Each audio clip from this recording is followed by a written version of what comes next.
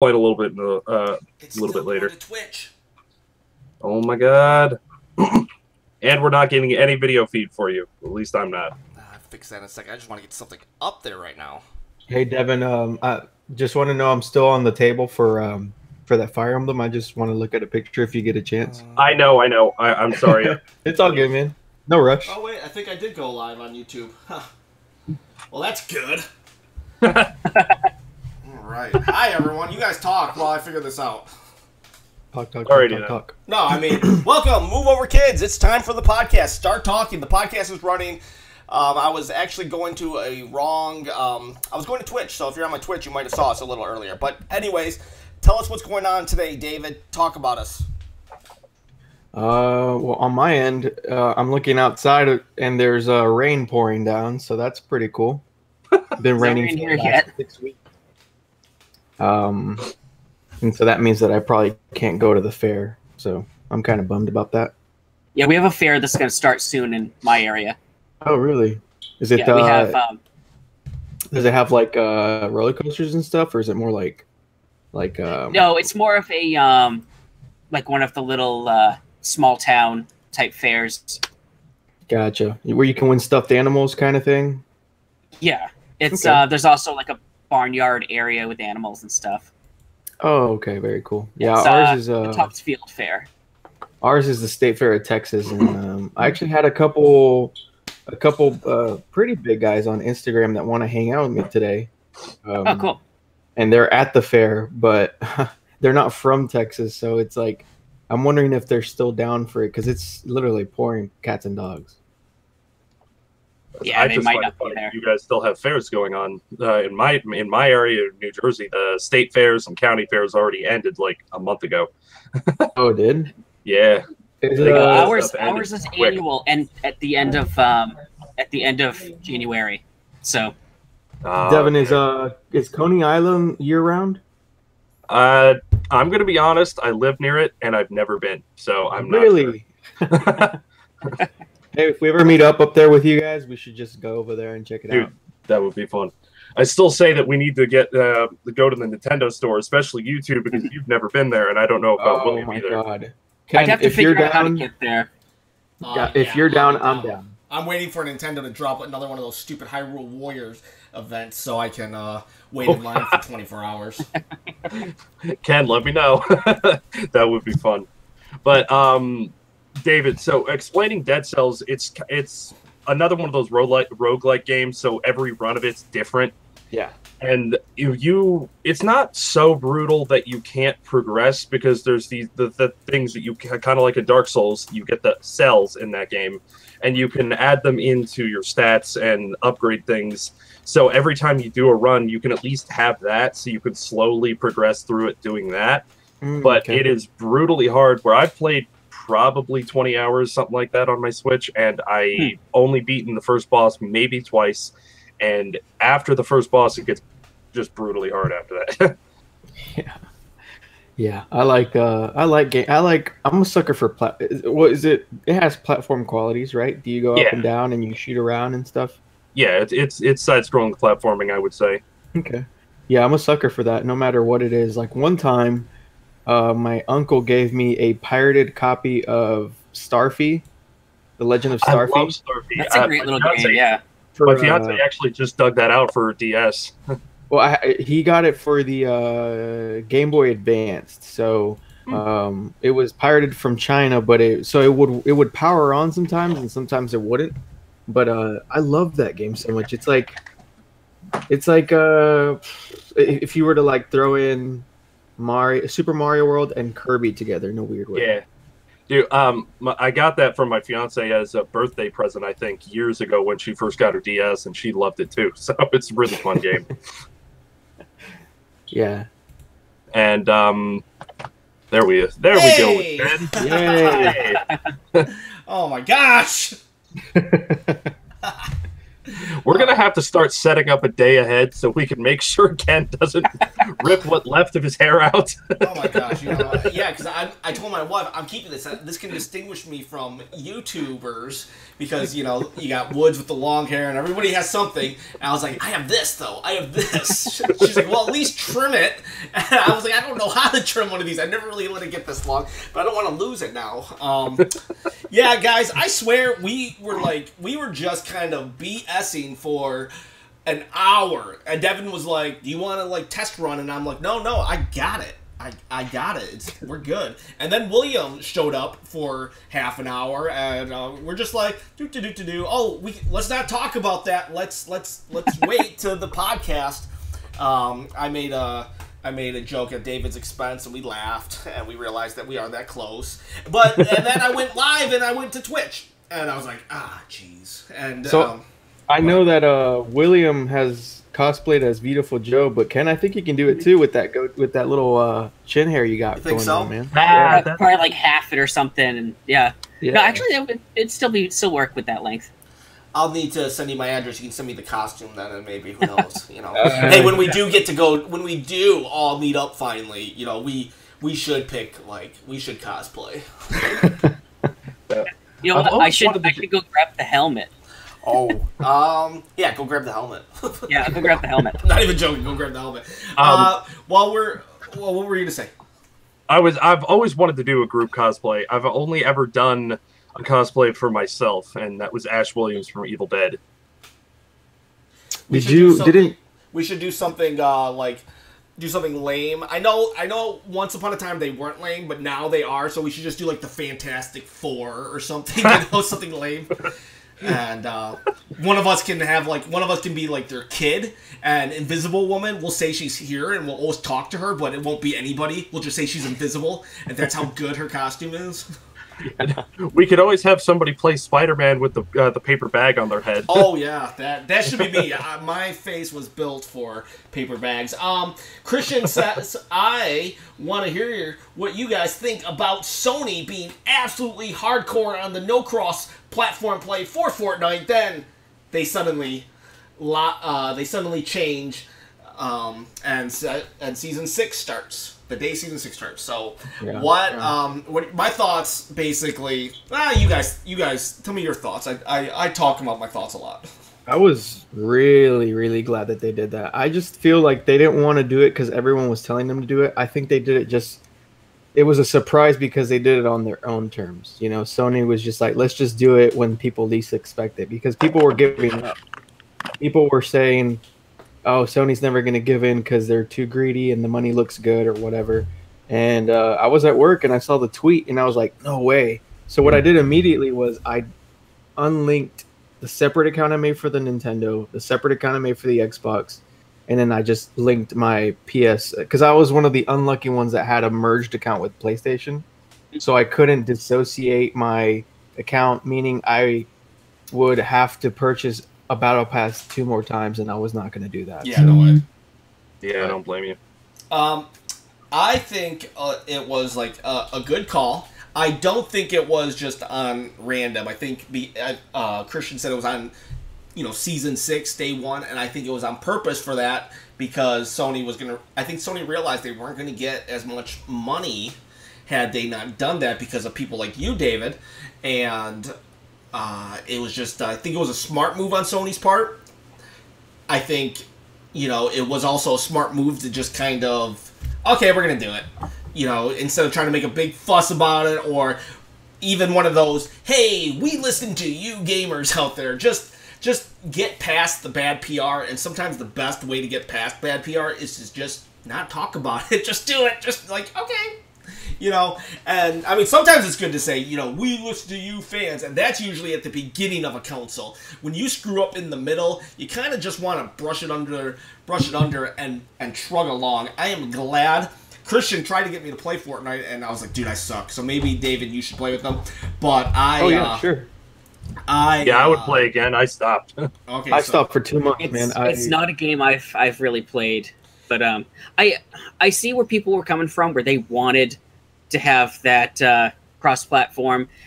And I just looked at it, I'm like, you know what? Hang on one Sony's second. gonna Hey, Nintendo World Community, thanks for stopping by. He's going to a Mario-themed party. That is Joshua from the Nintendo World Community. He is a great guy. He's actually told me a few tips here and there. It sounds like a lot of fun. So go on, William. Yeah, it's like, no, they were gonna do what they were gonna do. You know, people are gonna be mad, but you know, it's if they have a legitimate reason to do it, then that's what they're gonna do. But if they're gonna say, yeah, we're gonna add the crossplay into there, fine. I'm all for it. Mm-hmm. Yeah. You know, I was quite neutral on it. It's not a game that I really play, so I wasn't invested in what they were doing with it. Right. Yeah, Paul, hey, what's up, my friend? Hey, Paul, cuz. That's your cousin? That's my cousin. Oh, That's cool. my cousin. Well, Paul, thank you for joining us. Shout out to David's mom, I'm sure, if she's watching. And hopefully. Christian, you are not a bother. In fact, we love the comments. We love topics. In fact, we already talked about wanting to talk about N64, so you are more so just right now you're reminding us. Thank you, because, I can barely get this stream up and running. I'm barely a functioning adult here, so... And Ken, I went and I grabbed the helmet. Oh, let's see it. So it's the front of it is temporary. I had another piece on there that broke. So right now the front it's just cardboard on that part for now. From a distance, it looks great, though. I bet. Yeah, from a distance it looks great. But yeah, this was a moped helmet that looks. I cool. then went and I added the white stripe to. That looks looks pretty really identical, cool. surprisingly. Yeah, now I can take the headphones off. I think I got to take my glasses off too in order to get this thing even on. All right, so that brings me to a lot of people want Beautiful Joe and there we go. Man, you look sweet, cool. Dude. Now I know. Did you have that on when you met your wife? Is that what won her over? Yeah, the suit. It's a Zentai suit. I don't know what a like Zentai is. So. It's the same type of suit that people use for Deadpool and Spider-Man. And it actually, I think costumes? they became really famous because that's what the original Power Rangers were called in Japan. Is because it was Super Sentai Warriors. Oh, okay. So there you go. There's your super nerdy thing for today that you learned. Stick around for 5 minutes and you'll learn something else. Nintendo World Community loves everybody's backgrounds. So good job, guys, on the backgrounds. Yeah, and I always try to change mine up back there. I'm at a spot. Yeah, today the Nintendo cereal. Oh, Nintendo cereal. I'm at a spot I do in my have room that I too. can't change it too much. But I was also told I did an intro video to my channel, which you guys actually filmed for last week after it aired, and then I didn't use you guys at all. So apologize for wasting your time on that. But you know what? Sometimes some people make the cut, some don't. And at the end of it, I was like, I shouldn't have anyone on the podcast be a part of the channel. Let's just make it a bunch of randoms. But I was told that backgrounds are very key to a YouTube channel. Look at mine. I see like some garbage right there. I'm gonna move that in a second. It's bothering me. But so let's get into. I cut an old lady off in the parking lot for her first printing of Mario cereal. Just kidding. Got one though. Christian. All right, Christian. You go, move over, old lady, because Mario cereal. At the time, though, people were selling Mario cereal for, it never hit the astronomical levels of Marth first print 1, but it was selling for double, triple, and I saw a lot of people saying, I draw the line here. I'm not overpaying for cereal. I guess, but I'll tell you what, there's some Zelda cereal from the 80s that you get it for $100, it's cheap. It's cheap. Yeah. And that's just the box. So, most likely this Mario cereal won't be super rare like that, only because there's a lot more collectors now than there were in the 80s. But well, they've already changed the box design, and I think they don't have the amiibo on it anymore. Yeah, the amiibo's gone. The amiibo's gone. Before I go, I forgot. I'm sure that Nintendo might have past Castlevanias to be remastered for the Switch. That's what Nintendo World Community is saying, and I don't know if it's is it going to be? Do you know if it's going to be for? If it's a remaster, then I guess it won't be for the NES Classic. It'll be for the actual, probably for the game, the system itself, which would be cool because Simon Richter just got into Smash, but then PS4 gets that exclusive. So a lot of people were kind of like burned by that. I think that it was probably just a, one of those things that it'll probably come to the Switch eventually. Maybe it's a year exclusive. Maybe just this game was in the works and they didn't know that they were going to really support Switch as much as they were going to. Yeah, I could see them putting the first 4 games on there and the original Game Boy titles. I think that would be a great way to do it.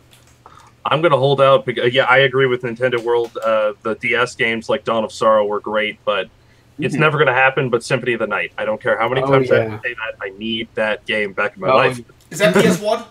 Yep. Yes. All right, well, you'll probably get it when the December 3rd.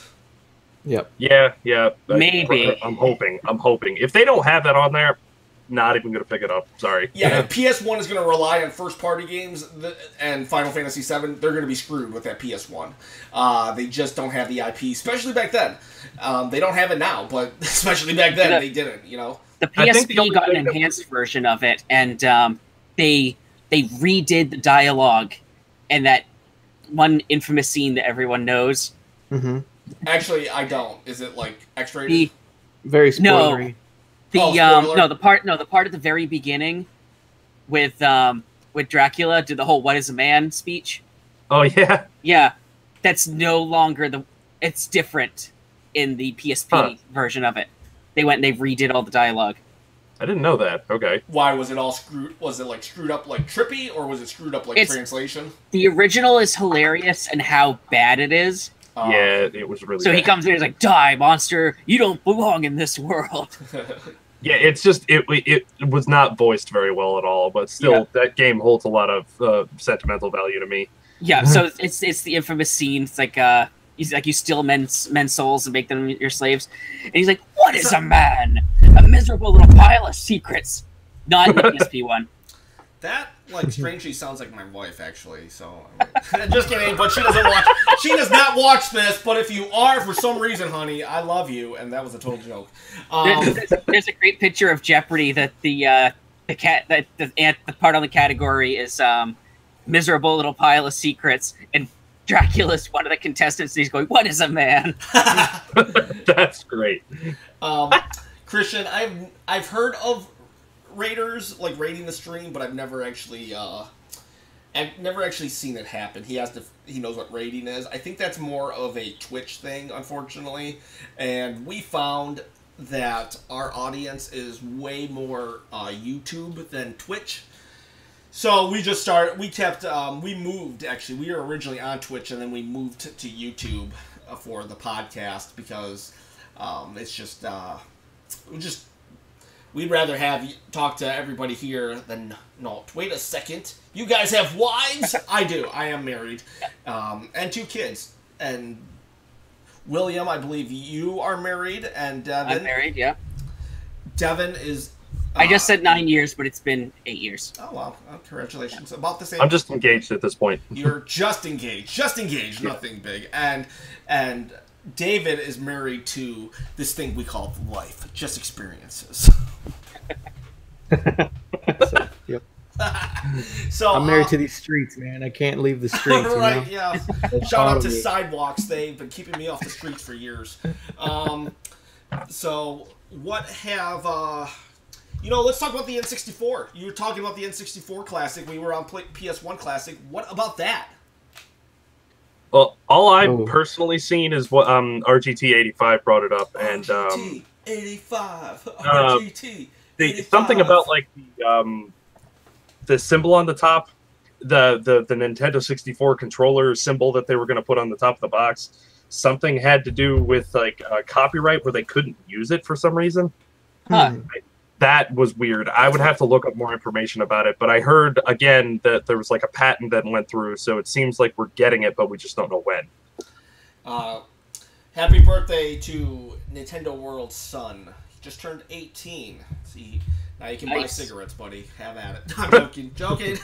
I quit smoking. Depends on where you live. I think in Massachusetts they changed it to 21. Oh well, I don't smoke. I used to, believe it or not, 2 packs a day. But I quit. I never started. Good for you. Good for you. I not a really commentary on smoking. it just cost too much money. That's why I quit. I mean, everyone has like health reasons. I was like, I'm cheap. I'm quitting. But I'm glad I did. So it was a patent issue then on the N64 that they maybe had to kind of sort of copyright. I guess so. Yeah, that's from what I heard. I would have to look it up again because I don't know if I'm quoting that information right. That's weird. Yeah. I don't know. Do you think they'll get the Nintendo 64 kid to come back and do the commercial? Oh my gosh. If they Hold did, up the little tiny box, Nintendo 64.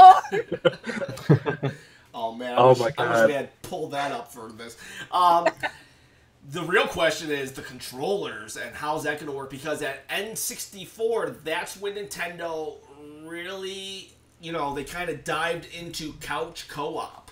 You have, I mean, is Mario Party even Mario Party without 4 players? Smash Brothers, okay. Mario Kart even, okay. But, I mean, there's a lot of solid, GoldenEye, come on. You got solid 4-player games on the N64. And at this point, do people even know 4 people in real life? I mean, like... Not really. I think what they'll do is they'll package 2 controllers with it, and then if you want to play 4-player, you're getting together with 3 other people anyways. If one of them also has a system, that's 2 other controllers. Yeah, I'm wondering if they're going to do something where depend on people already having the controllers and let you use the old ones. I would be surprised, but if you don't know, N64 controllers, those don't last the test of time. And I think they could revise them some.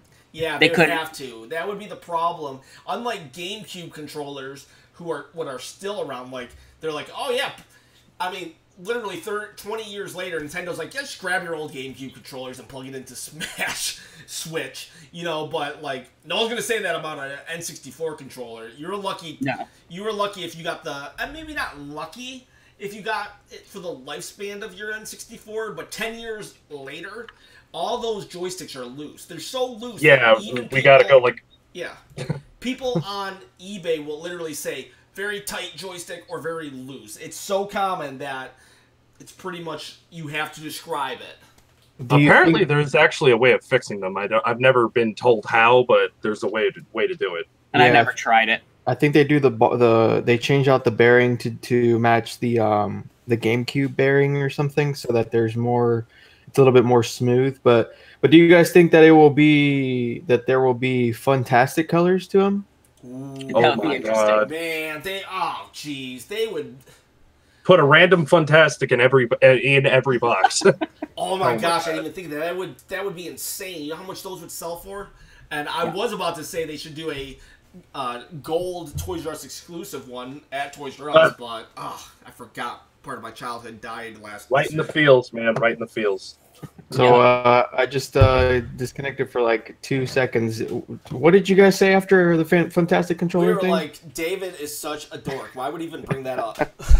No, I was saying that they should put like a random fantastic color in every box, and then Ken mentioned that they would probably go for astronomical amounts of resale. Oh man, I would see legit fights in the parking lot. Dude, if that was true. Yeah, and, you got the purple one. Oh my God, that'd be me. That would be me. Hopefully Nintendo's not watching this, because that's something Reggie might do. Yeah. And then, you know what they would do? The New York World exclusive gold controller. Yeah. Yeah. No, New York World exclusive with the Zelda Triforce on it. Oh yeah. Imagine if Ken, or what would you guys do if like they announce this in a direct and Reggie comes out and says, if you guys are lucky, for every 10,000 copies there is one rare controller. How do you think the people would react? Dude, people would cry bloody murder. Okay? Yeah.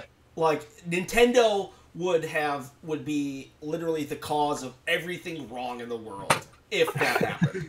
They would be like, famine in Africa, Nintendo. There'd be a lot of bootlegs for those controllers as well. Oh yeah, China would just be like, yes. But I agree with David. I would be flipping out if I was to get the purple one, because that was my first controller for the N64 as well.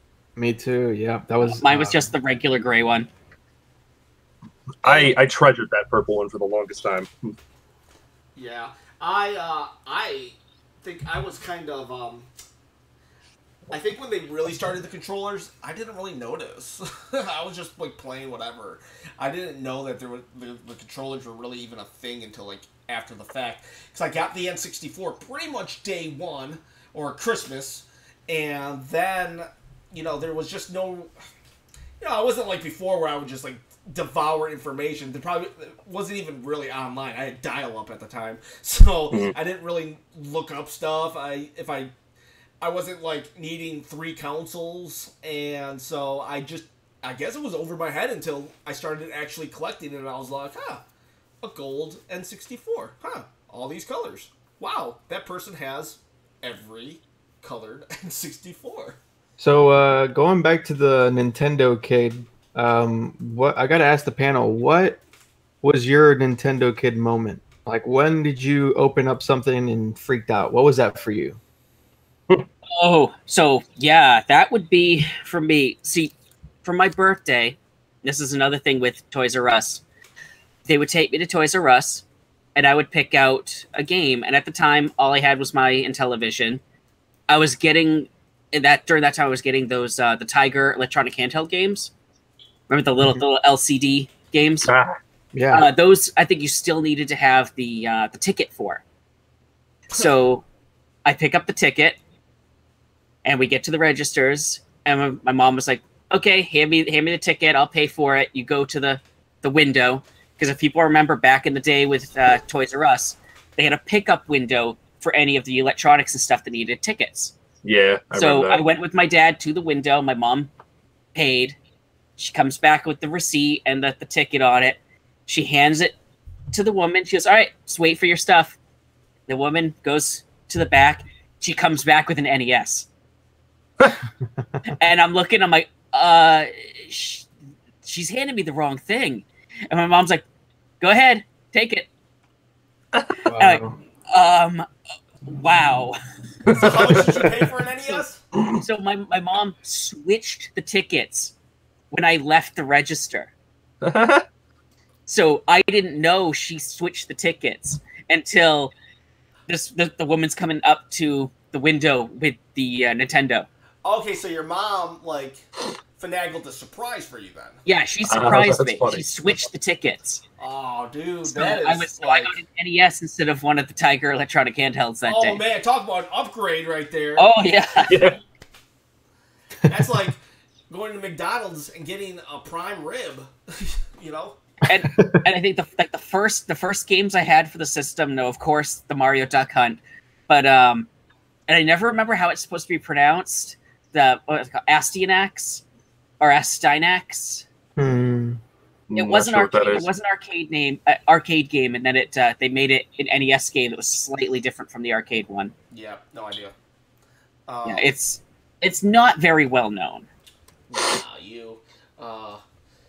Moms are the best. They are. They really are. And, Yes, they are. And you know something? I know you're not impartial to moms or anything, but my parents are coming into town in October 12th, actually, and I'm going to get them. You've seen those videos where people do, like, name this character, name who this is, and I'll be like, "Mom." Oh boy. And my mom's, like, from Thailand. Like, she has that accent still. She's been here, like, 30 years, and she's still, like, "Why you no eat good?" And and so I'm going to be like, "What's this?" And then I'll throw in, like, who's this? And again, like, who's this? And she'll just be like, And I'll probably get my dad, too. I mean, my dad's, like, whatever, but he... Oh, my parents would know who Dr. Mario is. Yeah, because, my dad would, too, actually. Yeah, they played a lot of Dr. Mario back then. So I would do that for a Smash video because I want to talk about Smash so bad. I just want to. But what can I say even about Smash at this point? So, what about you, Ken? What was your Nintendo kid moment? Good job keeping us on task. Let's see. What would be my Nintendo moment? I kind of actually did just recently think of these, and for whatever reason, the one standing out is the N64, actually. Probably because we just talked a lot about N64. But I remember just really, really, like, asking for it for Christmas a very so much, just asking so much for it, like I was convinced for some reason my parents were going to get it for me. I don't even know why, because they usually actually did get me all this stuff day one, or relatively close to it, and I was pretty much a good kid with decent grades, so I didn't really have a reason for them not to, other than finances, and we were pretty typical middle class, whatever. So, but again, just the fear of not getting it, and I just like asked and asked and asked, and then one day I accidentally walked in to their room, and they left it right out in the open before Christmas. I was like, oh my gosh. And so, like, I'd already seen it, and they were gone, so I just really looked at it and everything, and so then I had, like, but I still had, like, 2 weeks to go before Christmas, or 3 weeks, so I had to keep asking for it. Because I didn't want them to know that I knew, so I would, like, I turned it up a notch even, and just kept begging them for it and all this stuff. And then when it actually Christmas happened, I was like, oh my gosh, I was like trying to act like, I don't know if I was as good as actor as I was then as I am now. So I don't know if they bought it or not. But then the games that I got was Shadow of the Empire, and that game was just, I did not like games like that, I guess, or I didn't really play too many games like that because I just didn't. I still haven't played that game, and I'm a big Star Wars fan. I loved it. I absolutely loved it. Maybe it was because it was my first N64 game, and I played it on Christmas morning. There's something about playing something new on Christmas morning. All right? Yeah. Like, everything is open. Your parents are cooking dinner and whatnot, or breakfast or whatever, and you're playing your game. And stage one was this. It's like, you're in those ships that will go around the AT-ATs and wrap them up, and they'll fall. And then after that, like, each board was very different. And then I got to this, like, junkyard board, and the premise of the game, it basically falls between Empire Strikes Back, Episode 5, and Episode 6, Return of the Jedi, and it's when Boba Fett is transporting Han Solo in carbonite to Jabba the Hutt. And there was this untold story of how the rebels were trying to actually get Han back, and they hired this guy who is the protagonist of Shadows of the Empire, and it was canon until the House of Mouse took over, but then this guy, you're a bounty hunter trying to get him, and you're fighting all the who's who of bounty hunters of the Star Wars universe. Basically, any bounty hunter that was lined up in that scene where Darth Vader talks to Boba Fett and says, "Take this to Jabba," you're fighting them. And there's this one stage, you're in a junkyard, and you kind of have to, like, progress forward on a train. And, that was so tough. But then finally, I get to the junkyard boss, and it's IG-88. And he is this very thin robot with a very tall head. And he's like, if you guys seen Venture Brothers, he's kind of like the Helper. That's what he reminds me of, the Helper robot on Venture Brothers. But if you haven't seen it, then just think of a really skinny, dorky, C-3PO looking character who's not shiny.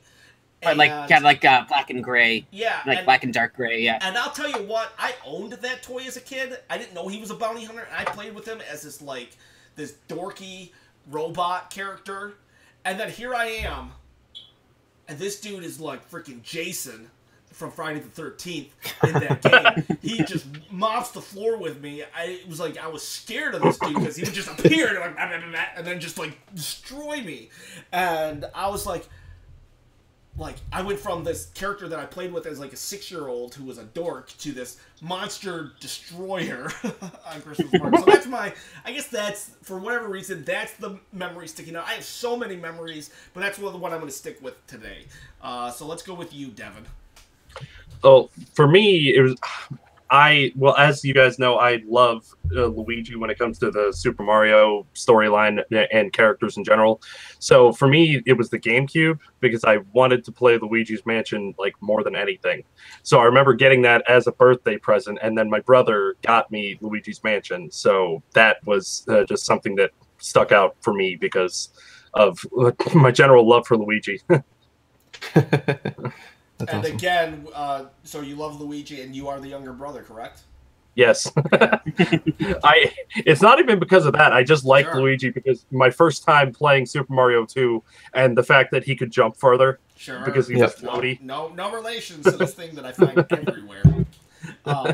I'll say EPS 5000 actually said he would play. He liked Luigi better, and he would literally play 2 players on Mario, kill Mario, just so he could play Luigi. And I was like, wow, that's pretty hardcore. Yeah. Funny. I would do that stuff too. I don't know. I've always loved Luigi, and thanks to I got the Super Mario 2 on the Game Boy, so I was playing that again. I never realized how different that game is from the Super Nintendo version. Wait, what? I've been playing Super Mario Advance 2, or forget which one. It's the Super Mario Advance that has Super Mario 2 on it. And the game is like structured differently. I never noticed that. Yeah. You know the story, right? No.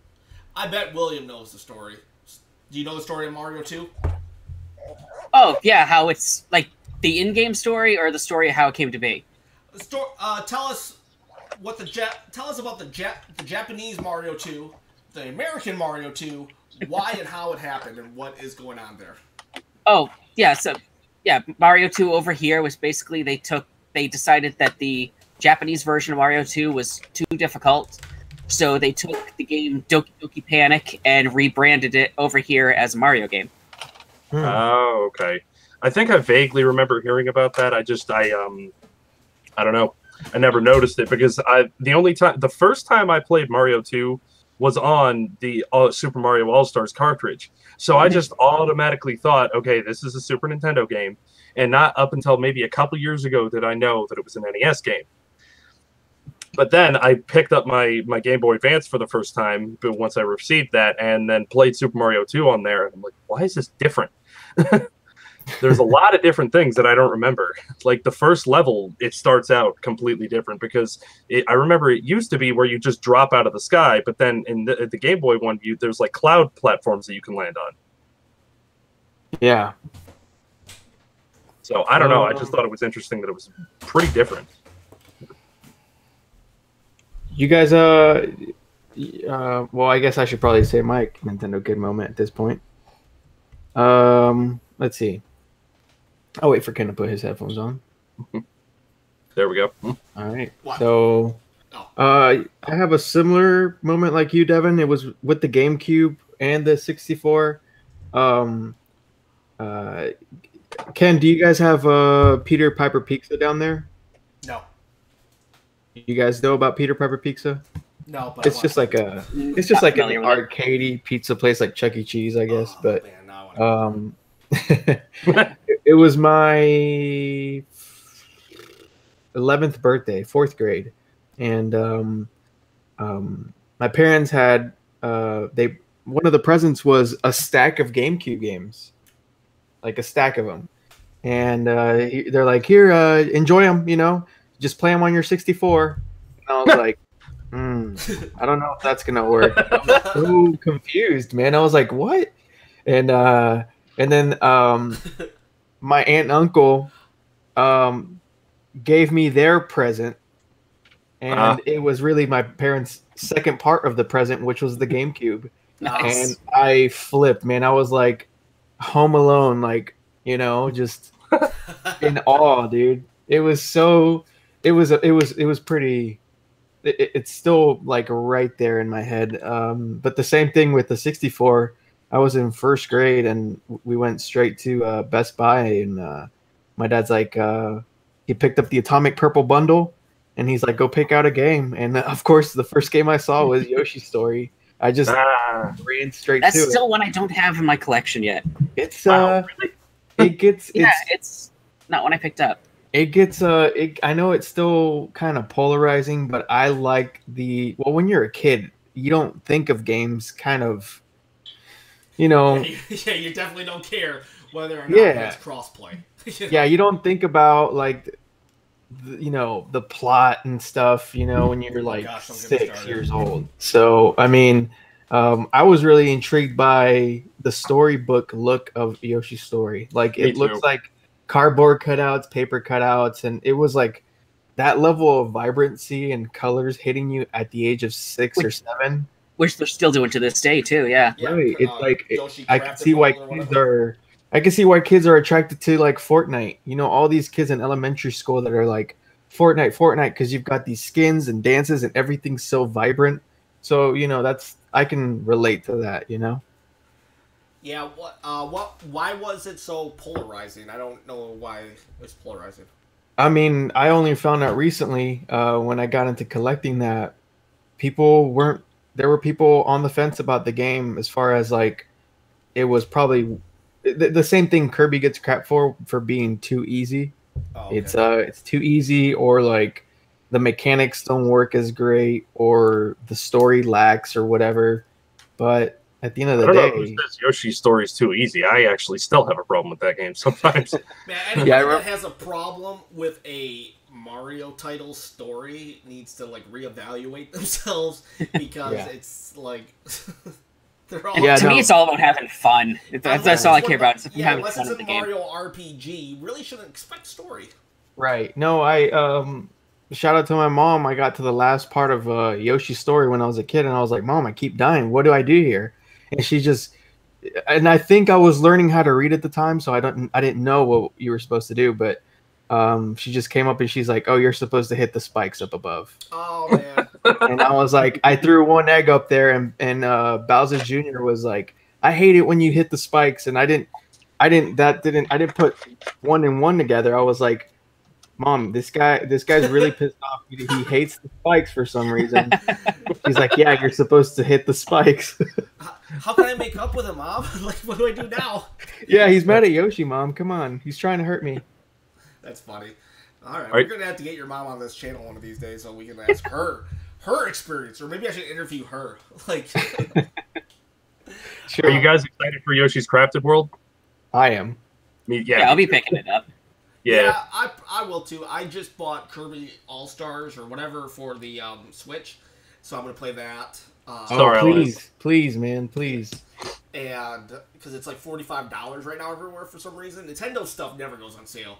Plus, I still have my gamer reward from Best Buy active, so I was able to really get for like $35 or something, which is extremely cheap for a first party Nintendo game. Yeah, it's a good deal. We talked about. Oh, what about? Well, first off, let's get into just a little somber more note. The David, you brought up last week there was a gentleman who had cancer. He wanted to play Smash Brothers, or he was afraid he wasn't going to be able to play Smash Brothers. This gentleman has passed, so whatever your thoughts are, that sucks for the family, and our heartfelt, well wishes for the family. Even though I do know well wishes don't really help, but that's all we can really offer at the moment. Right.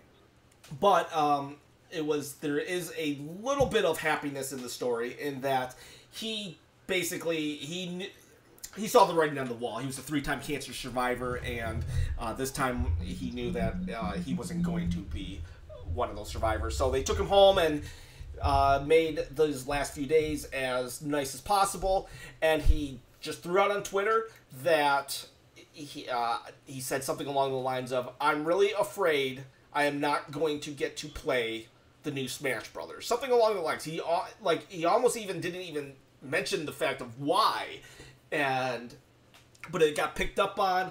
I make fun of the internet for being a horrible, horrible place and I stand by that. However, every once in a while, the internet will surprise you, and they rally together for a cause, and it was awesome.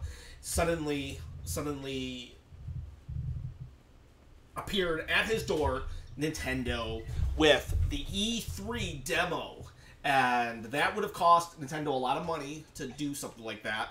And I'm not just talking the plane tickets for the 2 representatives. Plus, it was all hush hush. A couple days later, he revealed it on his Twitter, and I don't think, from what I could see, this guy wasn't really revealing it on his Twitter as, I think he was just, it was a way to say thank you to everybody, and he's like, you guys did it for me. You guys made it happen. Nintendo, I don't think he's even commented really on this, event, and good for everybody, I think, in this situation. Sadly, he did lose his battle with cancer, and I am just like I said, 4 days ago. Yeah, like I said, at least I wouldn't even call it a happy ending, but at least he got a smile. Right. If anybody wants to add to it, yeah, I mean, like I mentioned last week, where I saw some pictures of him playing with the people very close to him. It was like this moment of, I can't say what he felt, but I feel like for a short time he did have some moment of peace, where he was playing a game that he really was really close to. Nintendo literally showing at his doorsteps with his mom and his brother and his best friend, and I feel like he left here with the highest note that he wanted to, I guess, so that's just that makes me feel good that he got his last wish, and I'm glad that his pain is no longer current. Yeah, and I feel Nintendo doesn't even really need to say anything. No, I think the actions themselves speak for themselves. Yeah. They don't need to come out and say anything. Right. Yeah, and if Nintendo does, I won't hold it against them. I honestly, I probably would myself, but I'm glad they haven't, and I hope they don't. So moving along, that, like I said, somber thing, but it is, it's one of the reasons why we love Nintendo as adults. Everybody can love a system as a kid, but when you get to be an adult and you realize that the company you kind of support is like, just a bunch of good dudes, it's kind of cool to support them. So, a thing that I was thinking of, why are we pressing F? Oh, press F to pay respects. Yeah, okay, well, I'm pressing F. But yeah, we agree with you, Nick Clayton. So, another thing I want to talk about, I'm switching gears very drastically on purpose. Let's get some fun again. Bowsette. Yep. Bowsette. I'm not. That's all I'm going to say. You guys talk. I thought it was really interesting that they found some old concept artwork in Mario Galaxy where Mario Galaxy and Mario Odyssey where Peach actually turns into Bowser. Did you guys see that? Yeah, there is. Well, let's back it up to the beginning, the start, because one of the topics we were talking about before the podcast was Devin. Actually, he was. There's this giant rock that he lives under, and he did not come out of it for, I guess, 3 days because now there is a attractive Bowser. Something I never thought I would really say, but I said it, and I hope that I never run for political office. Bowser has always been attractive. Attractive Bowser is Ken attracted to video games? And I'm not going to answer that question for fear of what's that word? Perjury. Incriminating yourself. Incriminating myself. So, William, do you know about? If no one knows, I did a video about Bowsette. So if no one knows, but I just talk a lot. So if someone else can explain Bowsette, go for it. Otherwise, I'll jump in. Yeah. So Nintendo announced their re-release of New Super Mario Bros. U on the Switch. And they added 2 additional characters you can play as with, what was his name? Nabbit? Mm-hmm. And Toadette. And they added Toadette. And Toadette has an ability where she gets the special crown and she turns into Peachette. So everyone ran with that and said, what would Bowser look like if he got the crown? So Bowsette was born. Yeah, it was. There's a little more to it. I remember when Peach. I tried really hard not to talk about it. Like I was gonna do a video, but I was like, nah, just don't do it. Like, because there's a fine line between like being a dork that's like, oh look, yeah, Ken's a dork, and oh my gosh, Ken's a dork. Because when Peachette happened, I was like, what? Is she a toad? And then I started like trying to like figure it all out. And apparently, though, the thing that really, there's a lot of reasons why she, like, it would make sense at some point.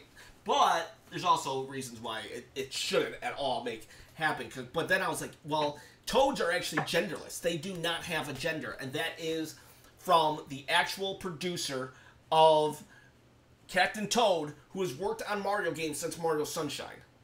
They don't have a gender. They're like Smurfs. But what is Toadette then? Because Smurfette was actually created by Gargamel to infiltrate the Smurfs.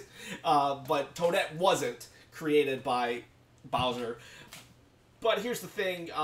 The Toads actually just take on characteristics of a gender.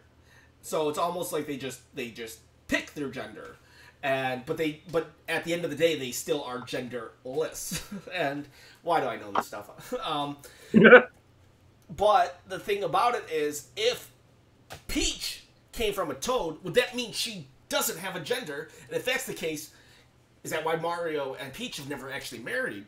Because I always assumed Mario was a human. But then again, Mario and New Donk City humans definitely don't look alike. So now is Mario was he never really part of another world? See how like that one little mushroom with a crown made me like spin out of control.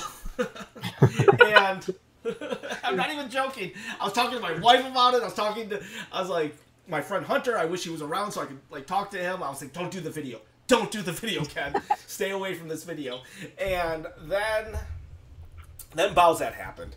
And basically it was just a comic strip where some dude was just like, it's at the end of Mario Odyssey, so there's going to be a spoiler of Mario Odyssey. The game's been out a year almost. I feel I can do that. Where Peach says no to both Bowser and Mario. And Mario being rejected. Mario turns to Bowser. Bowser has that crown that can turn Toadette into Peachette. And boom, next thing we see is Peach going, what? As we see Bowser and Mario now a thing, or Bowsette. And it's like, so then the internet just exploded overnight. And I have not searched it, but I would say this, one interesting fact is, and this is where I get it with the internet. I can kind of be like, internet. Certain adult websites, I guess, searches on Bowsette went from 0 to 500,000 in 3 days. Yeah. Come on, internet. Shake my head. Come on, internet. Give me a break here. And so Bowsette is a thing. And yeah, the fan art is crazy. And unfortunately, there are attractive versions out there. And I'm like, oh gosh, why do I find, why is this attractive? And some of them are very well done. Like some of the artists that are doing these do a fantastic job with them. Yeah. Some big artists. And what David was talking about, something then came out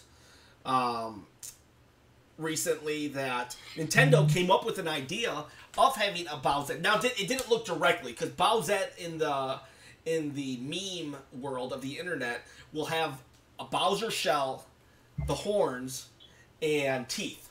In the Nintendo art concept, I don't think she had the shell. Yeah, it looked a little bit different.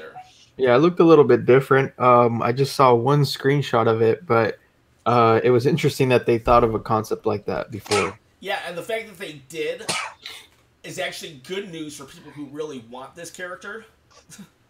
Because that means there's a chance Nintendo will allow it because they came up with the idea first.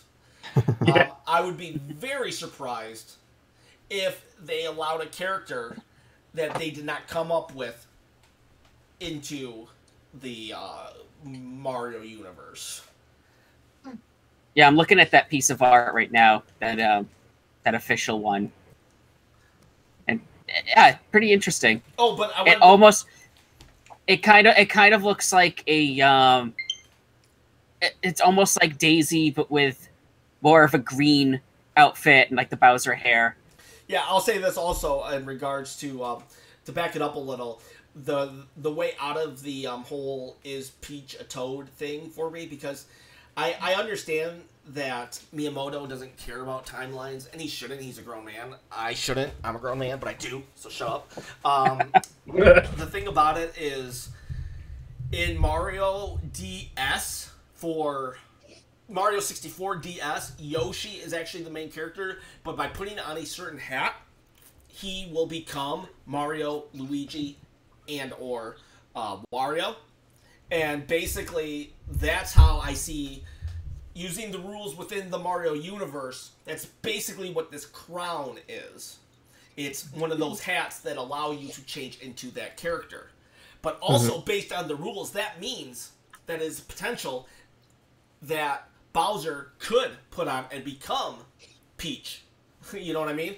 But on the flip side, oh man, Yoshi is also genderless. Yoshis don't have a gender, neither do Toads. So maybe these kind of power-ups are only affecting genderless creatures. I'm done talking. I've seen some stuff with the Goombas. Goombas probably don't have a gender. Yeah, but I've seen like the ones that stack on top of one another. There's a picture of like 4 identical looking girls and the dresses all stacking on top of one another on top of their heads. That was pretty cool. That's funny. And someone pointed out to me there's a Bowsette and a Shy Gale. Yeah, I like Bowsette because of the outfit. It's got the frilly laces all over it. And are you one of the 500,000? Are you one of the 500,000? There's a really cool one that I could see as a wallpaper that the person did a fantastic job with. So alrighty then. So did we answer your question on what Bowsette is, Devin? What are your thoughts? Okay, so you're learning about Bowsette for the first time. We all have our so this is a thing moment. So what do you think? What do you feel about? How do you feel about Bowsette? Well, if I could see that if they actually made it a character in the Mario mythos that we know of, that I think it would be pretty cool. But as just an internet character, I think it's an interesting thing. But sometimes, as we can see, it gets a little too far. Oh man, just now this might be the thing that topples Waluigi. Bowsette. Getting into Smash.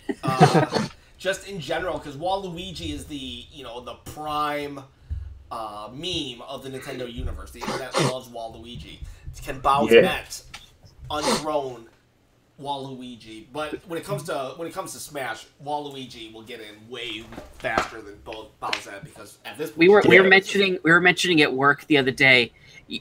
Somebody is going to go 8-player into Smash Ultimate, everyone Daisy, and then at the same time, everyone doing the taunt where she goes, "Hi, I'm Daisy." Oh yeah. That's another meme right there. Remind me, I want to do that right away. I'm gonna try to stay up all the way. I want to midnight stream Smash Brothers because justice for Waluigi for sure. I want to midnight stream that one. I'm gonna try to take off work and all this crap. Yeah, that is definitely going to be very good. And the cool sorry, go on. I was gonna say, and the cool thing for me is I'm gonna get the bundle package, so I have an excuse to get the downloadable content. Yeah, I was actually half tempted to do that too with the Switch, but I don't know. I'm probably just gonna wait until afterwards and buy the dock because I like that. In Japan, you can get the dock standalone. Oh, I'm gonna import that big time. I still need to import the opposite pink and green Joy-Cons. I'm still dying for those things. Why are you a controller collector? Why do you like? I don't even know. I've never been a controller collector up until the Switch. I just like the colors, and I like the fact that you can, as it's called, switch out the colors. I like the fact that they can do that. Right, but I want to do how people are taking the controllers and taking them apart and putting custom shells on them. I want to do that. God. I can tell you right now, don't. You're going to want to punch something. I've tried it 3 times, and I wasted $160 doing it. All right, I won't do it then. It is okay. They're set up in like a sandwich. Yeah. This middle piece that you see right there is the hardest part, at least for me, to figure out how to get this trigger back on. It's so insane. Mm. My wife handed me one of the porgs. Oh, okay. I was trying to figure out what that was. You had switched to the small screen though. She handed it to me as I was handing her my glass to get more apple juice. Nice. It's whiskey, everyone. Don't Or beer. Yeah. It's apple juice. But William, I definitely agree. They look cool, but it is a bloody hard thing to do. I don't understand it. I've seen other people do it like it's nothing, but I cannot seem to get that button back in. And there's a little the click button under it that if you push the button, the actual outside trigger on too hard, you'll snap it off. All right. I won't personally do it, but maybe I'll have somebody that knows how to do it, that's done it before, and I'll have them do it. All right. I want to go back to the question because, like, this, why? Okay, so I mean, we all collect things, right? And we all have our things for some reason. I collect this, but really, why the controllers? Like, seriously, think about that question because I've always kind of wondered. I mean, I guess I kind of see it does like for the N64 ones. Yeah, they look cool, whatever. And then you kind of find yourself wanting to have 4 Atomic Purple ones for your Atomic Purple N64. But with the Switch, I've seen a lot of people collecting the controllers and wanting every color or this or that. And I guess it's a thing on the Xbox too, where there are just controller collectors. I mean, for me, I get all the Zelda controllers, but that's because it's Zelda. But you are getting just every controller, no matter what, because of just color, not affiliated with a franchise. Can you can you think of it at all? Any reason why your mind is like, I have to have all those controllers? I guess it's kind of like what David said with back in the N64, picking up the Atomic Purple controller. I thought that was the coolest thing ever. So being the fact that they kind of like, well, GameCube, they had the random colors, but I only had the purple one, the standard. Yeah. Coming to this, I just like the customizable colors that you can do. That there's so many different combinations that every day it looks like you have a new system if people aren't paying attention, for the people that don't know that the Joy-Cons actually come off. I just like the color combinations, really. And it kind of derives back to the N64 with the controllers of that. But past that, I don't really know if there's a specific reason. I just like them. I think you kind of get to invoke a little bit of personality into what you're playing when you do this. Like, I still want Nintendo to sell the Red Mario Odyssey ones separately, but I still can't, I mean... Those, I don't think they're going to come out, because, I mean, there's so little difference between that and this one, because, I mean, I think it's just a little bit darker. Yeah, this is more of like a... Let me see. This has more of like a neon quality to it, but the Mario ones is like a true Mario Red. So, and I wanted to, throughout the entire time I was playing Odyssey, I wanted to have the red ones because it would make me feel like that is like that's the best way to play that game for some reason. True. I don't know. So I'm surprised. I'm surprised for Mega Man 11 they didn't do like a blue and cyan version of the controllers as a bundle. I'm wanting something like that. Yeah, I could see them doing it. So, that's a random thing. Sorry, Ken, I just want to bring that up because go for it. You know how sometimes you'll see a store that just puts something out way too early and they don't even pay attention until somebody tries to buy it? You're talking about Walmart, right? Yeah, well, not just Walmart. I see it at all kinds of different stores. I walked into Target 3 days ago, and they had one of those shipper boxes that you can see on the side of it saying time-sensitive product or whatever. William can attest to that. I'm very familiar with those. So I just out of curiosity, I see a bunch of Switch cases. There was a stack this high of Mega Man 11, and I'm like, damn, ooh. I want to buy it. But go on, Ken. That sucks. So, what was it? I don't even remember what we were going to say. Oh, yeah, I remember. So, right before I watched this Smash JT. He's a YouTuber. You know, he's not huge like Woods, beat 'em ups, and I was watching him, and he brought up an interest. His video was about horse testicles. And, what? Yeah, horse testicles. I'm going to say that one more time just because, why not? I never get an opportunity to really talk about horse testicles, so... but the thing is, it's actually Red Dead Redemption 2. In Red Dead Redemption 2, it's so real that, depending on the weather, will depend on the horse testicle sizes. Because in real life, cold and heat will, like, you know. Anyways, are video games getting too real? Is it like a thing? Is this like, are we like entering an age where it's like we're just spending too much time on, like, or is it like cool, these details? I think it's I think of it as the extra mile. I mean, it's like the artist representation of what they want to show, I guess. It's like I didn't start looking at attention to detail until Naughty Dog, developers of Uncharted. Uncharted 2 is my favorite PlayStation game of all time, and the attention to detail in their games, it's unparalleled. And it even translated to The Last of Us, where it's like facial animations and things of that kind. And it's like these big top dog studios try to top each other nowadays, and I feel like Red Dead is just a bunch of guys just wanting to add as much detail to the world as possible, even if it comes down to genitalia. But Of course. I Sorry, David's mom. I should have warned you. I praise it.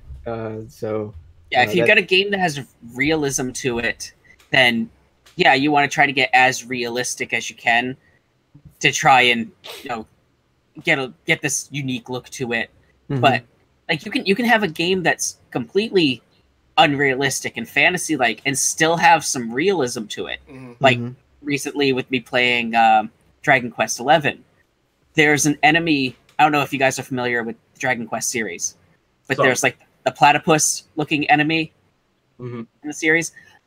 The ones that are in this one, there's a waxy look to the bill, and it's just something you don't really think of having in there for realism in a game like that, where the game looks almost cell shaded, and it's that artwork from like the Dragon Ball Z series. But they went and they did shading and stuff to different enemies and stuff to make it look realistic in that style. right.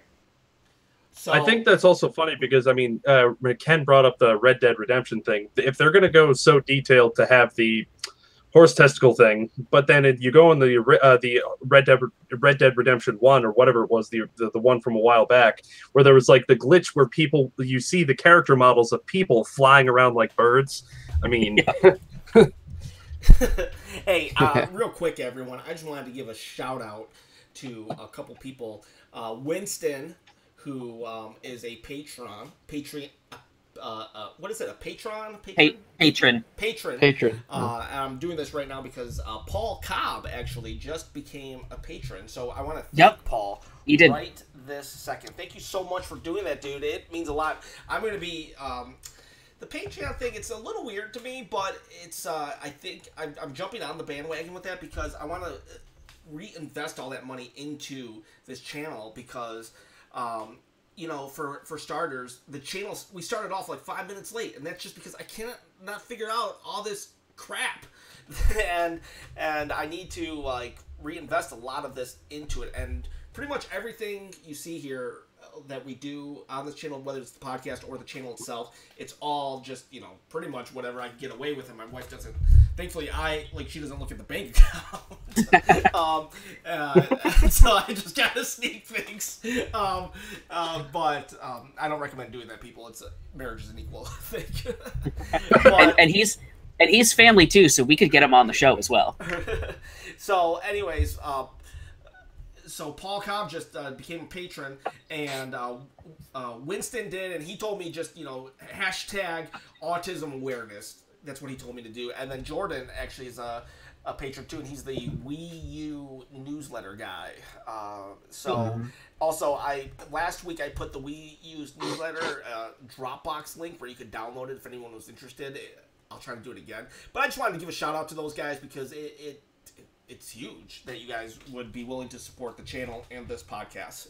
So I'm sorry to have interrupted that. I wanted to just get that out there right this second.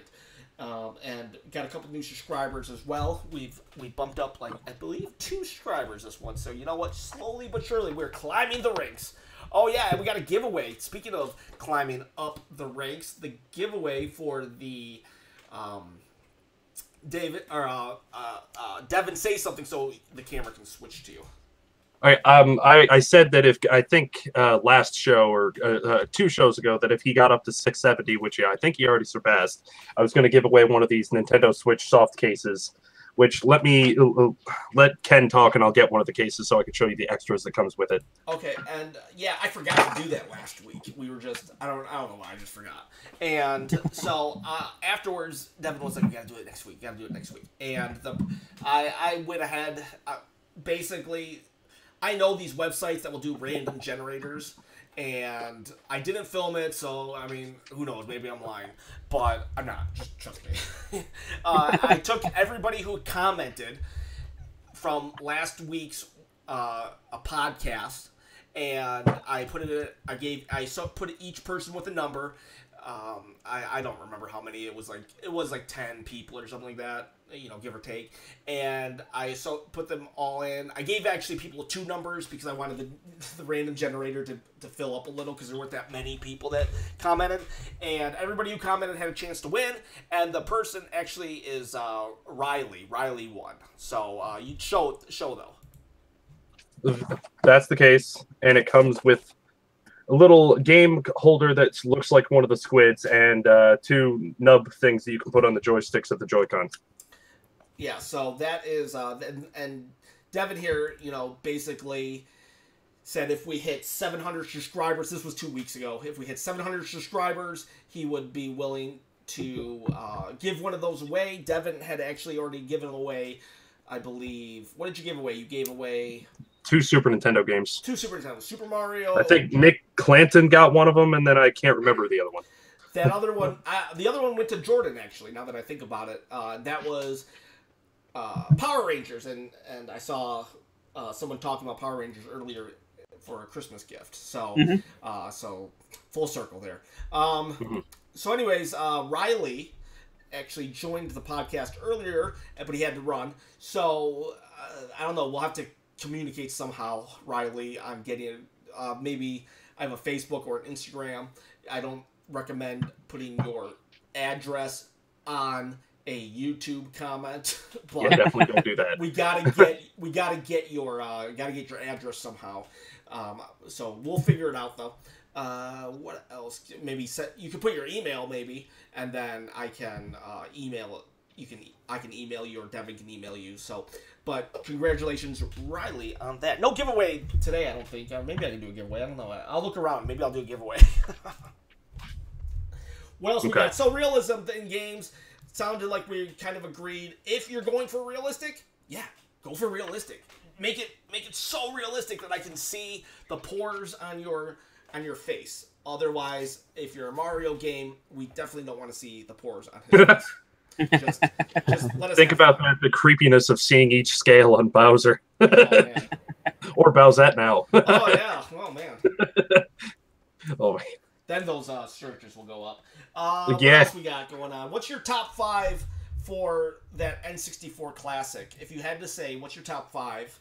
A lot of them will probably be repeated because you gotta. Let's say we can't say Zelda, and you can't say Mario 64. So what are your top 5 games on the N64 classic that you watch? Pilot Wings.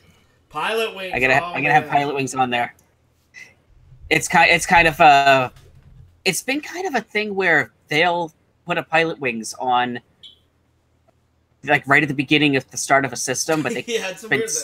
Yeah, but like they did it with Super Nintendo, they did it with the 64, they did it with the 3DS. It is weird. Pilot Wings somehow, it's just their simulator, but it just somehow makes it. Paper Mario would definitely have to be on there. Okay, Paper Yeah. Mario. I'm looking through games that I actually own, because I don't think any of the rare titles like Banjo-Kazooie or Conker's Bad Fur Day, or even GoldenEye, I don't think those are going to make it on there. Yeah, GoldenEye would be Yeah, a real shame not to have. I think GoldenEye, doesn't Microsoft own GoldenEye right now because they remade it? I think so. Well, there was a remake of GoldenEye on the Wii, and the thing about it is that is just because Rare did it, 007 is still a character. We forget because that game is so iconic that it was just a licensed movie game. So it's I don't think they really own 007. I think they just own the rights to the game itself, GoldenEye. I don't know. Like I said, it was on the Wii, and true. And would you want? Even been on the Wii U. I'm not sure. There was a Pokemon I think it was on Snap the or Wii U. Pokemon Stadium. One of those would have to be on there. Pokemon Snap would be cool for sure. Yeah. And Pokemon Stadium, they would both be good. I would say Pokemon Stadium 2 probably because it was the one with more content. What about you, David? What do you got? Which top 5 would you have? I actually think out of all these years, Nintendo and Microsoft have never been closer than they are now. I mean, they tweet at each other. They have partnerships with like Minecraft, and they were kind of ganging up on PlayStation with the whole Fortnite thing. Yeah, I think that we could see some rare titles on it. I think, and if we did, I think Banjo-Kazooie would be my vote, and GoldenEye. GoldenEye would be pretty crazy for multiplayer. Let's see. Man, who? I'm looking through some more right now. Yeah, it's Smash would likely be on there. you're gonna Smash. You're gonna get Smash. You're gonna get Mario 64. That's Star a Fox. no-brainer for Smash. Man, I'm blanking out for some reason. David, there's one that I'm surprised you're not saying. Yeah, well, we need Kirby. We need Kirby for sure. Kirby Is Crystal that- Shards, man. Kirby Crystal Shards, yeah. I love that game. Man, I do love that game. I love the soundtrack for that game. I can't really, for some reason, I'm blanking out on the game. So we have to look at a list, and then I'll be like, oh, this is what I'm. There was a Bomberman on the Bomberman series Hero. too. Yeah. Bomberman Hero. What about Mega Man also? And that Mega Man looks weird because he hit the cover art. That Mega Man on the N64 cart, he doesn't have his helmet. He's just like a boy, Yeah. Like It's the Legends It's version of them. Yeah, it was a completely different one than X and the classic. Oh really? Yeah. Mega Man Legends was a good game. Tell me. So that Mega Man is not like the Mega Mans we know. What is the difference with the Mega Mans? Like Yeah, he has a last name. So we have the classic Mega Man, okay. and then Mega Man X, which is actually later on in the continuancy of the original series. So it's like thousands of years later. Probably like 1,000 years later or so. Is it like a futuristic world? Yeah, it's a futuristic world. The Legends series, which Mega Man has a last name. You still got your same characters with Mega Man and Roll, but you've got additional characters in there. It's a completely different universe. Is it Mega Man Smith or Mega Smith? Like, how does his last name factor in? I'm blanking on the name at the moment. It's Volnut. Yeah. So do people just call him Volnut? Like, how do they refer to him? 'Cause They still call him Mega Man or Mega. then how? So it's like Mega Volnut. And I need to know more about this last name because it's Volnut. It's Volnutt. Volnut. But And he's German. what? I'm just kidding, dude. He's not German. Okay, tell me about. Okay, so who is this Mega Man? And he's a legend. I know nothing about this. They call the series Mega Man Legend. And where does this fall in the timeline? I don't think it's part of the timeline of the other ones. It's like a whole other universe, kind of like the Battle Network series is a whole other universe. Okay. And a whole other telling of the Mega Man characters. They basically just take the base characters and then go and they create a new story with those characters. Like Pokemon does. Mystery Dungeon and all that. They're not all the same universe. Yeah. Oh, okay. I guess you could. And It's like different renditions of I guess Batman in a way, where you have like the Telltale Batman, and you have like the animated Batman and all. So it's like pretty much just look at Mega Man's final smash in Smash Brothers, and you will see each rendition of him over the years. Okay. So you'll see like You'll see X in there. You'll see Mega Man Legends Volna in there. You'll see You'll Rockman see, EXE in there, which is Yeah. the one from Battle Network. I like that. He's my favorite. Yeah. And you'll even see. Well, you're playing as classic Mega Man in the game, so. And then now you'll see Proto Man and Bass, so that's pretty cool. Looks like Devin dropped out, so he probably had some kind of connection issue. So Devin, if you're trying to like panically get back on and you see us, we it's fine. We'll just get on when you can. So there was a thing we were talking about with Bass the other day. The whole discussion of whether it's bass or bass. Mm-hmm. I was like, no, it's bass because the characters are all named after music.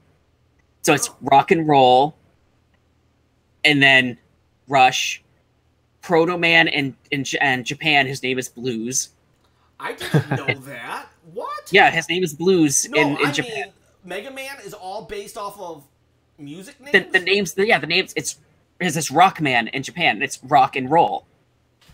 Oh. And Bass, his dog's name is Treble, so it's Bass and Treble. Mm-hmm. In Japan, it's Forte and Gospel. Whoa! Why am I just learning about this?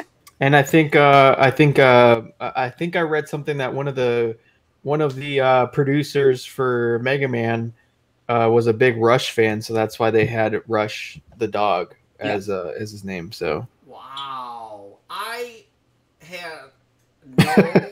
It's kind of like Dragon Ball. You have like names after like vegetables. You know, you have Vegeta and Kakarot for carrot, and Raditz as like a radish. So I didn't know it's this like, either. But the Mega Man thing is just like a trip. yeah. Wow. Yeah, and there's even more names in there too, like Quintet, Ballad. And Trombone. I'm guessing it's like It's supposed to be like trombone. Yeah. Yep. Yeah. What the heck? Tango. Do a mind cat. exploding, Ken. Do your mind blown. We'll gif it later. Jeez, that is. I don't even. Yeah, there's obscure ones too. Dr. Wily has a vulture named Reggae. I'm just like over my head. Oh, and Beat. You can't forget Beat. Yeah, I mentioned Tango, and then there's the Punk, which was wonderful. There was a video game that did something along these lines. The other on the PS3, Turtle Sonata, and it was all the characters were based off of musical whatever. But I cannot believe Mega Man all these years. I've known Mega Man how long, and he just drops this on me. Oh, by the way, I'm like, what? It's like I just found out this deep dark secret of my parents finding out my dad was I don't know, a Navy SEAL. Like, what? When? So are you familiar with in Mega Man 3? They named Proto Man Breakman for one of the boss battles. His name is Breakman. I don't break dancing. I'm assuming.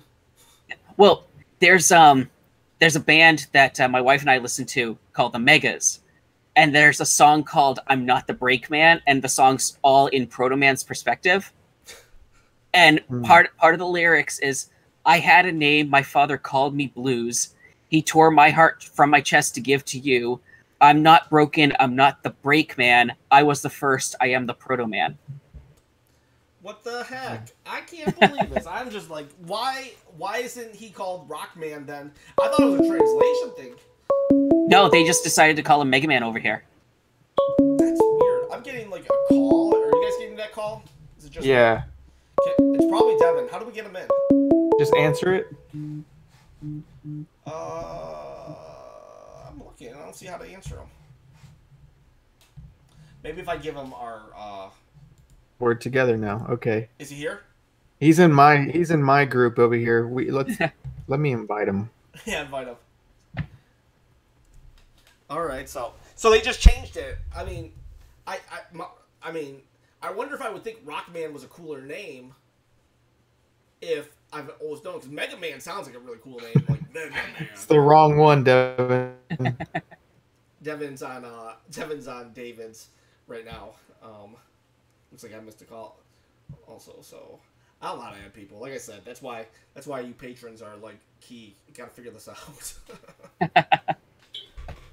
So Paul, we're one step closer. Meanwhile, I want to ask you guys, what item are you excited to use in the new Smash Brothers? What just not the hammer. Just hot take. I hate the hammer. I hate that hammer with a passion. Just hot take. What would you want to use? Like let's say it spawns right in front of you the first game. What is that item? Ooh, it's probably gonna be a Pokeball. Let's say no Pokeballs, or name the Pokeball. Name who. Name the specific Pokemon that you would want to come out. I don't know. I think I'd want to be surprised. Okay. Lame. Lame answer. Lame. I think the Death Sight looks pretty cool. What's that? Is that it's that? The one. Oh yeah. It's Dracula's from Dracula's world. Is that the thing that killed Luigi? It killed Ganondorf, I think, and Ness was using it. Okay. And it pretty much, if you're at a certain percentage, you swipe at the person, and it has variables of attack. So like if you hit it at the very tip, it's like an instant KO, or if you hit it towards like the more of the hilt, then it's like a high percentage hit. Gotcha. Let me see. Who do I want? Okay. What's going on with Devin? How do we get him in? I attempted to try to get him in now. Okay. William, you try hard to get him on your end. So for me, who do I want? The reason why I said not the hammer, I had the worst luck with that stupid hammer. In Melee, that hammer is probably the thing that killed me the most after, second most. My friend Wolf actually killed me the most. But that stupid hammer, no matter what, I would run for it, couldn't get it. I could never get the hammer and then die. So on the rare occasions that I did get the hammer, I'd pick it up and then the stupid head would fly off it. And I'm just like, boop, boop, boop, like an idiot with a stick. And then Wolf would just grab the hammer and throw it at me, and he would laugh so hard because that hammer was my master hand in Melee. I hated that hammer. So like I would fight to get to it, and then I would just fight to run away from it. And then every once in a while, it was like the bane. Like literally, I don't even know if I probably killed like 2 people with the hammer and was killed like over 200 times by that hammer. So I don't know. Devin, we're talking about what is the hot take item you want to use in Smash, like as soon as you power it up. I know what it is for me. If I'm Peach, it's gonna be the laser sword. That laser sword and Peach, we were a deadly combo. I would smoke people if I could get that sword. In fact, it got so bad for a while that if that sword popped up, people would literally run for it. All 3 players, that I'm fighting, would run for it, grab it, and just chuck it off the stage because they did not even want to risk me having it. Because the moment I had it, I was just going back and forth like Darth Vader. So it's so funny because when I grew up playing with my cousins, these hot items would come out, like really powerful items, and the first thing they did is just throw it at me. They wouldn't even use it. They would just throw it at me. They felt like not even swinging the bat for a KO was insignificant compared to just tossing it at me. It was so funny. So what's your item that you want Devin the most, the one that you want to play with the most? Well, I'm going to be honest. I'm generally the type of person that plays with the competitive people, and I don't use the items. But when I used to, I would probably say either the bat or the I think they called it the nickel, the little bomb thing that you could just throw on any wall and it would blow people up instantly. I loved using that, especially in the Hyrule Castle thing where there was that undermine. Exactly. That's when stuff got real. I gotta say, Nick, I hear you with the flower. The flower also because it was the same concept. The laser was the best for me because it had the most reach, and then the bat was probably the second best. The star was really good too because then when people avoided me, I could still shoot them, and then the flower as well. Anything basically that I could use as a sword was an item that me and Peach were really good with. But I know with the Star Wand and the lightsaber, people would just chuck off the screen, so I could never get it. That's funny. I like items. I'll probably never go competitive. I really enjoy items. I like the chaos of it. I think items allow also for a more casual player experience. So I'm big into that. But if I'm not gonna lie, if I got like suddenly I found myself like, oh my gosh, I'm so good at this, I would be like, I would try to play no items too, so I could like just become some famous Smash Brothers character, or not character, but person, whatever. You know what I mean? Very true. Firepower. I don't know why, but I love Fire Flower. Oh, he was saying Fire Flower. I thought you were saying Fire Wand, Nick. Sorry. Yeah, the Firepower is alright for me. I don't know. Just the wands in general. I think it'd be really cool if they brought in the Wizrobe wands from Breath of the Wild into Smash. Oh, yeah. That would be neat. They should be an assist trophy. They're perfect for assist trophies. Yeah, that would be really cool. That little walk around. Yeah. There has to be more Breath of the Wild representation other than Link changing.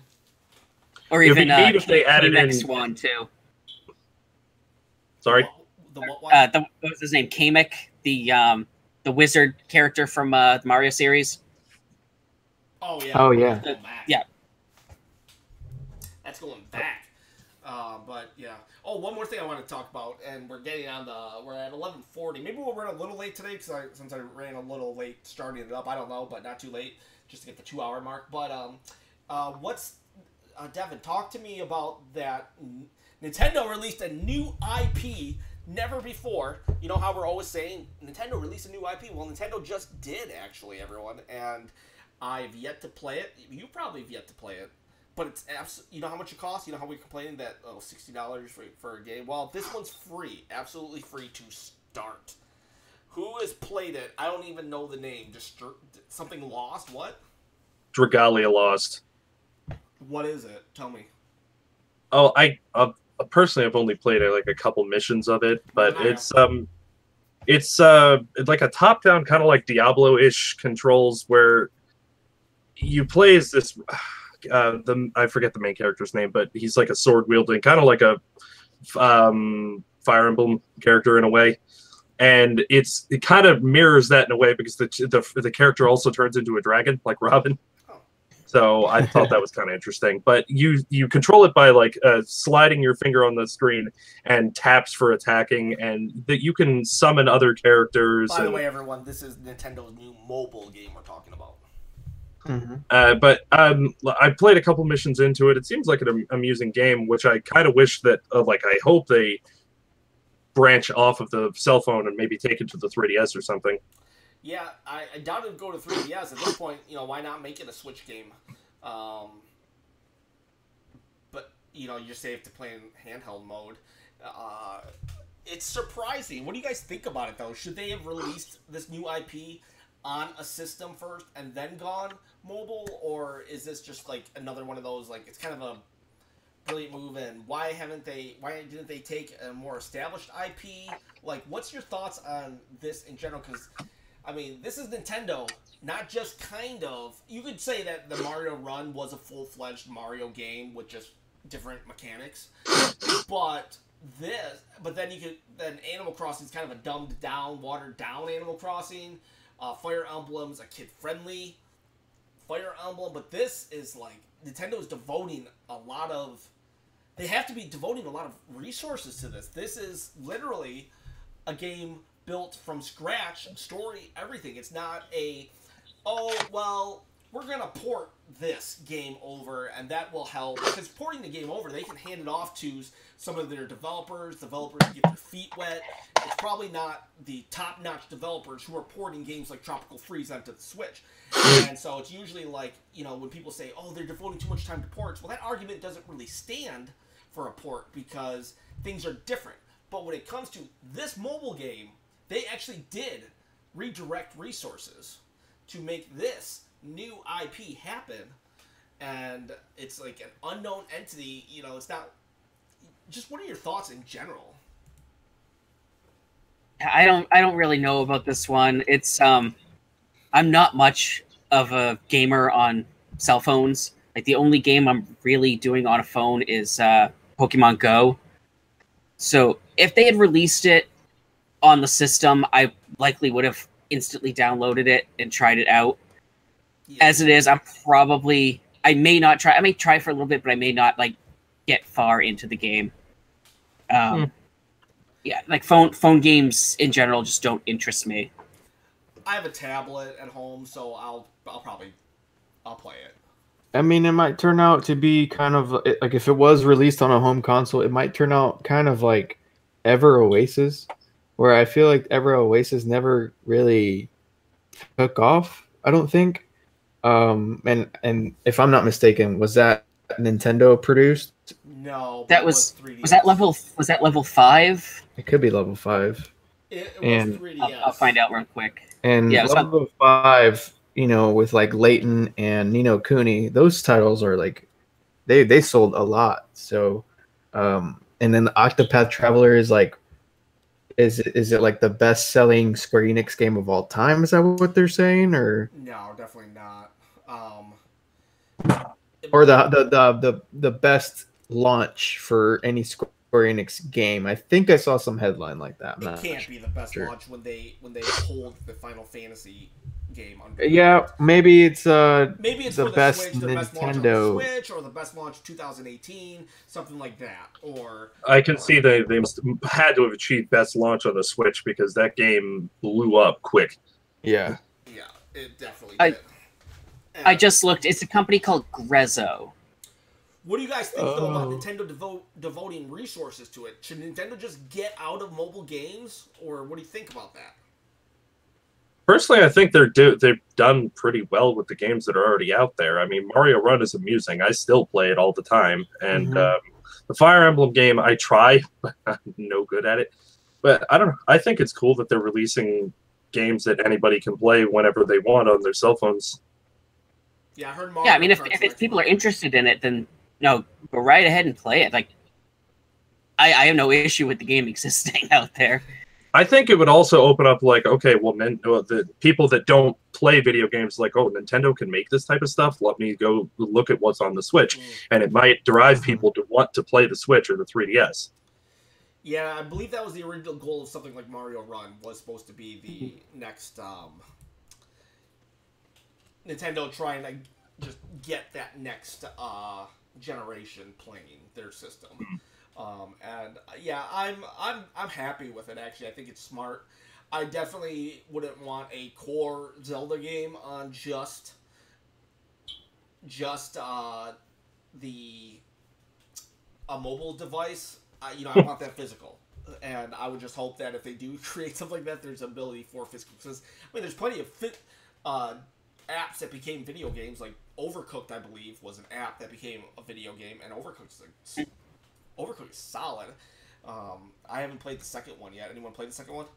Yeah, I just bought it the other day. I think I was telling you, Ken, I've never played Overcooked before. That game is hard. Yeah, it's fun, frustrating. And when you play, the more people you play with, the harder it gets. Speaking of multiplayer games, Paul asked if anyone's getting Mario Party. Oh, definitely. Yeah, I was not going to because just spending too much money. But then I found that excuse I needed, and that's all you really need as an adult. You just need to find that one excuse to justify your buy, and that is my parents are coming into town, and so I'm like, oh, I'll play with them. Well done. Yeah, but I'm definitely going to get that game. I can't wait. I'm trying to convince my fiance to do it so we can do that thing with the connecting switches to see what that does. Oh man, that would be cool. What about you, David? Any your Mario Party? Can you get it? Probably. Yeah, I'll probably get it. That means yes in video game.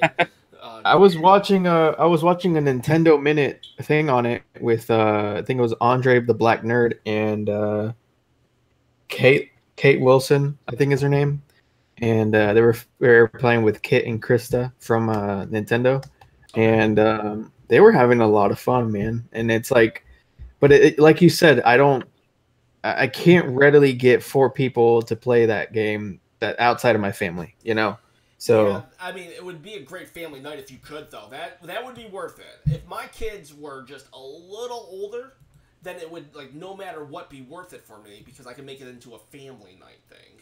Right. It's just, I don't have that network of friends right here. I wish I know there's some online capability. I wish you could just create a party though of 4 players, because I understand why I can't just have randomized Mario Party online. People would just quit. It would be like three turns to go, and someone would be down by 4 stars, and they would just straight up quit, and that would suck. And I would, I don't even know why, because you can literally win Mario Party with 0 stars on your last turn. So it's almost like, why quit? I am excited though that there is mini game online play so that we can all play together if you guys are down. Like maybe we should do that, something like that. Like we should. We got to figure out a day that we can all like kind of stream together or whatnot, because. But you'd probably for this have to have the Switch online. I think we should. I think we still need to schedule that, like a Mario Kart tournament. Yeah. So that we could, and that can be done online. You can, and Ken, you can host some people from, some of the fans of the channel, kind of get everybody to get together, and maybe even do like a giveaway. Hey, you get first place, you get this thing or whatever. I don't know. Then I'll have to train really hard, because Mario Kart, I'm not the greatest at it. I'm okay enough that I could win if I was having a good game. Yeah. That's the thing. I'm pretty good. Like in my circles of people that I play with, I always seem to win. But if I try to go online, nope, no way. Yep, and it's someone always from Japan or Mexico that just destroys me. Yeah, I was gonna say pro tip: don't play the Japanese. And it's like when I played Mario Kart on the DS back in 2005, when people finally got Rob. Oh my goodness, dude! Like the starting line, his boost was so fast. I forgot he was in. He would literally be halfway through the lap at the beginning of the match. It was crazy. Why did they take Rob out? Because Rob's not in anymore. I totally forgot he was in. Yeah, and that's how whenever he was announced for Smash Brawl, I was like, oh wait, that's Rob from Mario Kart, but I didn't know that he was Rob from Gyromite. Oh, good thing you corrected yourself, because if he had dropped out, it's almost like calling, not as bad, but like Zelda a boy. Now, my curiosity question, what do you guys use when playing the Mario Kart on the Switch? Do you use just the straight controller, or do you motion? I use the controller. I do the wheel. Yeah, I do the wheel. I use the wheel too. I'm the best with the wheel. I just don't have a wheel right now. Yep. I have a wheel, but for my 3-year-old. I'm better with it, honestly. Yeah. I like the motion controls. It's oddly very accurate. It's kind of weird. Interesting. Yeah. I don't know. I play some Mario Kart today. I don't know. Actually, I think I traded it in, but I'm going to get it back. GameStop, for National Game Day, they had a thing where you could trade in games, but you want to trade in for this. You need to trade in your really expensive games that are sought after. I got $48 for Mario Kart, and my plan is I traded in 3 games for $48, and then what you do is when they have a buy 2 get 1 free, you go and buy those games again you buy 2 games for $42, and then you get the third one free that you traded. And it's it's a constant it's a cycle. It's playing the system. The ethics of it might not be the most moral, but it's also not the most corrupt, I would say. I don't know. So anyways, I think I don't have Mario Kart at the moment, but I plan on getting it at the moment. There's a buy 2 get 1 free at GameStop. Yeah. That's how I fund a lot of this stuff. I gotta be super cheap, super use the system, stack code. Gotta do what you gotta do. And do whatever you gotta do, yeah. But that's very true. What was I gonna That's how I get a lot of the stuff from my collection, is I'll go and get the stuff used, or they might have the buy 2 get 1 free, and I'll go and I'll pick the games up then. Yeah, that's the specific reason. I've been fighting myself on getting Xenoblade Chronicles 2, because there's a special edition that's been sitting in the Target near me forever, and it's just been sitting on one of those like end caps where they have like all these extra crap games that they can't seem to put in the shelves, and it's been sitting there and sitting there and sitting there on top of the special edition of God of War, and it has not changed in price, and I'm waiting for it to do that. That's how I found the Jurassic Park Wii U thing. I know. Ever since then, I'm checking that shelf like crazy. I saw the special edition Xenoblade, like the tall box. You're talking about the tall box, right? Yeah, the big white one. It was right on top of it, and I was like, "What's this under it?" And it's like, da da da da, like Zelda. That's awesome. That's great. Oh man, that. Which means I got to go back to Target and see if that thing went down in price yet. I keep checking. Is it damaged at all, or still is it mint? Oh, it's damaged. It's got one of those like spider wraps on it. They crank that thing on. And I'm like, I just want it because of the steelbook. It's like they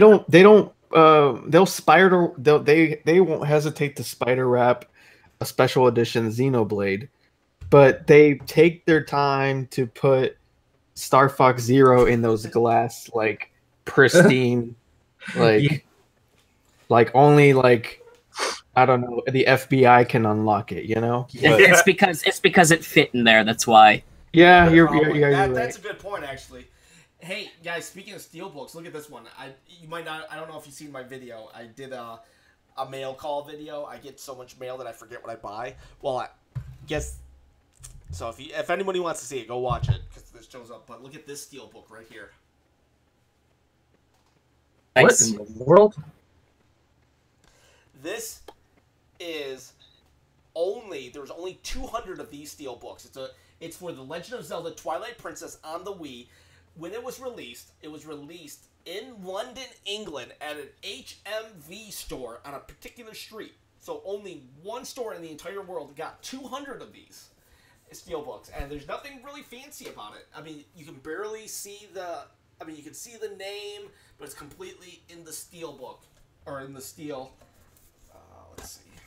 Yeah, because that's a weird one. The UK loves their steelbooks. Yeah, they do. That's awesome. Anyways, there's only 200 of these. I mean, I didn't get it. I didn't find it in the wild or anything like that. I did back and forth. They were selling it. It's not in mint condition. Also, someone just commented that these things in mint condition go for like $3,000. I didn't even pay close to that. Not even like, I did not. Yeah. When they sent that, I was like, holy cow, I must have got this for an absolute steal. Anyways, it was months of negotiating to get this with this guy. And so, yeah, one of 200. I never thought I would acquire this because of, I mean, that's insane numbers right there. So, if you are a steelbook collector for the Wii, Devin, you need to start looking out for this one right here.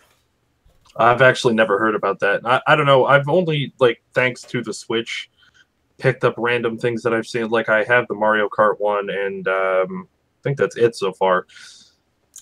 But I definitely want that. I highly doubt you'll get them all because of limited run games, and like it seems like everybody now has their exclusive Switch games. Play Asia has exclusive North American Switch games. Websites like whoever did Undertale, they are selling their exclusive collector's bundle. I don't know if they have a steelbook in that one, but I'm just saying like unlimited run games, tons of steelbooks.